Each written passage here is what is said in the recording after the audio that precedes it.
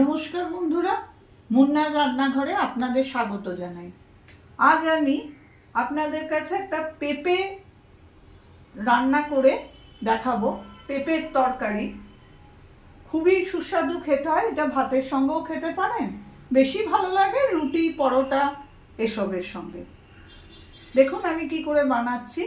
কড়াইটা আমি জ্বালিয়ে নিয়েছি এবং আমি শুকিয়ে নিচ্ছি। কড়াইয়ের মধ্যে আমি 4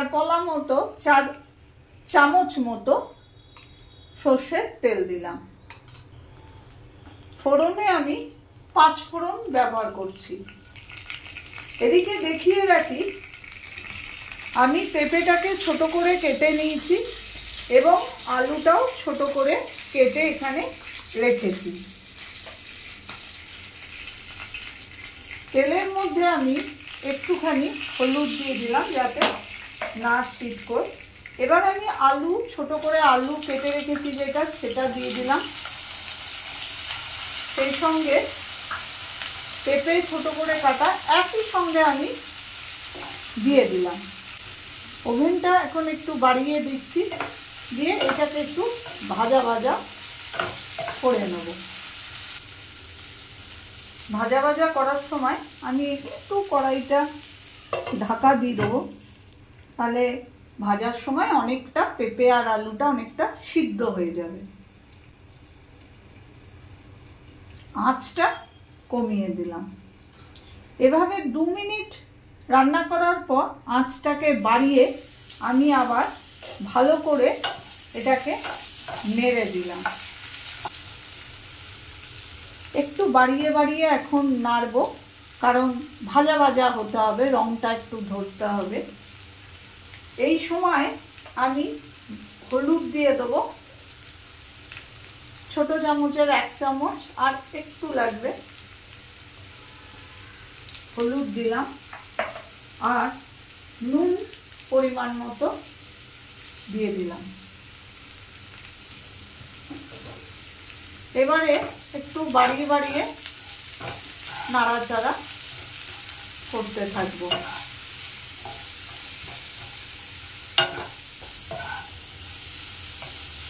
এইভাবে একটু ভাজা ভাজা করার পর আমি যেটা করব, সেটা এর মধ্যে আমি একটু টমেটো ছোট করে কুচি করে কেটে রেখেছিলাম, আমি একটা টমেটো কুচি করে এর মধ্যে দিয়ে দিলাম। পেঁপে একটু শক্ত হয়, তাই একটু এটাকে রান্নাটা করার সময় একটু সময় লাগে, কিন্তু খেতে খুব ভালো হয়। এইভাবে টমেটোগুলোকে একটু জেলে জেলে দেবো, এমনি টমেটোগুলো সেদ্ধ হয়ে যাবে। এবারে আমি যেটা করব, এবারে মনে হচ্ছে দেখেই বোঝা যাচ্ছে যে একটু পেঁপে আর আলুটা ভাজা ভাজা হয়ে গেছে। এই সময় আমি আঁচটা কমিয়ে দেবো এবং আমি একটা বাটিতে 4 থেকে 5 চামচ, আমার এই চামচের 5 চামচ মতো মুসুরির ডাল, সেটা আমি ধুয়ে একটু জল দিয়ে রেখেছি, সেটা আমি তরকারির মধ্যে দিয়ে দেবো। তারপরে আঁচটাকে আবার বাড়িয়ে দিয়ে একটু নাড়াচাড়া করে আমি এর মধ্যে পর্যাপ্ত পরিমাণ জল দেবো। আমি এর মধ্যে জল দিয়ে দিলাম। একটু বেশি করে জল দিতে হবে,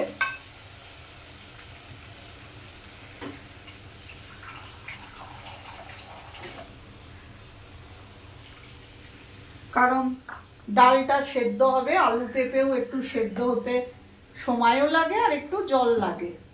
আমি এর মধ্যে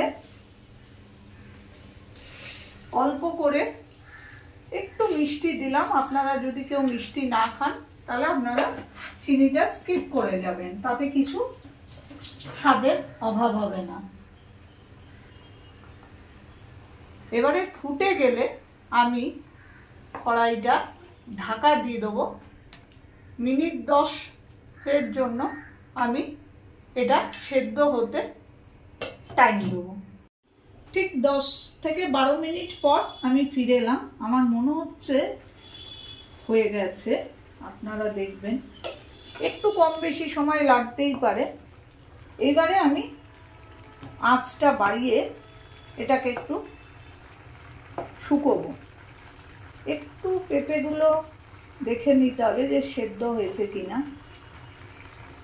অনেকটাই সেদ্ধ হয়ে এসছে, আর যেটুকু বাকি আছে এটা শুকালেই সেদ্ধ হয়ে যাবে।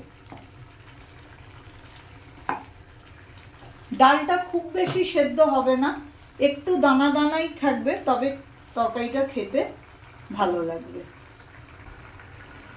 পেঁপের তরকারি দেখবেন ছোট বড় তেমনভাবে কেউই অত ভালোবাসে না, খেতে ভালো লাগে না। এই নতুন পদ্ধতিতে মুসুর ডাল দিয়ে করে দেখবেন প্রচণ্ড সুস্বাদু খেতে হয়, এবং ছোট থেকে বড় সবাই আপনার রান্নার প্রশংসা করবে। একবার আমি যেভাবে করলাম এভাবে করে দেখুন। শুকনো অবধি অপেক্ষা করতে হবে। আমি ততক্ষণ একটু ঢাকাও দিয়ে দিলাম, যেটুকু যদি পেঁপেটা অল্প সেদ্ধ হতে কম সেদ্ধ হয়ে থাকে তাহলে সেটুকুও হয়ে যাবে। যতক্ষণ জলটা আছে ততক্ষণ ঢাকা দেওয়া থাক। মিনিট 2-3 এরমভাবে ঢাকা দিয়ে বাড়িয়ে রাখার পর দেখব এখন কি অবস্থা।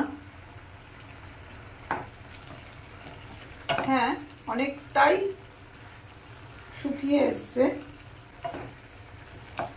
এটা মাখা মাখা হবে, কিন্তু শুকনো শুকনো হবে না, তাই পুরো শুকানোর দরকার নেই। সবশেষে আমরা এই 1 চামচ মতো ঘি এর মধ্যে দিয়ে দিলাম।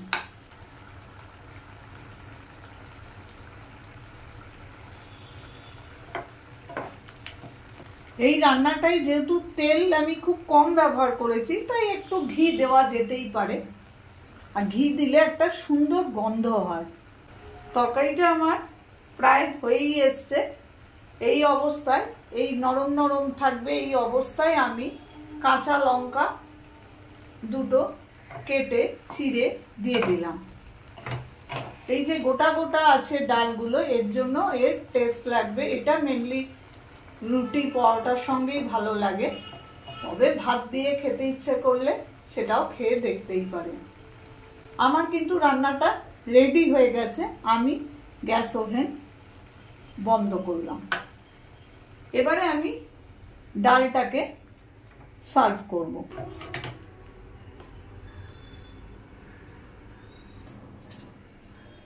এই দেখুন বন্ধুরা, আমার জায়গাটা ছোট বলে আমি অল্প করে নিয়ে সার্ভ করে আপনাদের সামনে দেখাচ্ছি।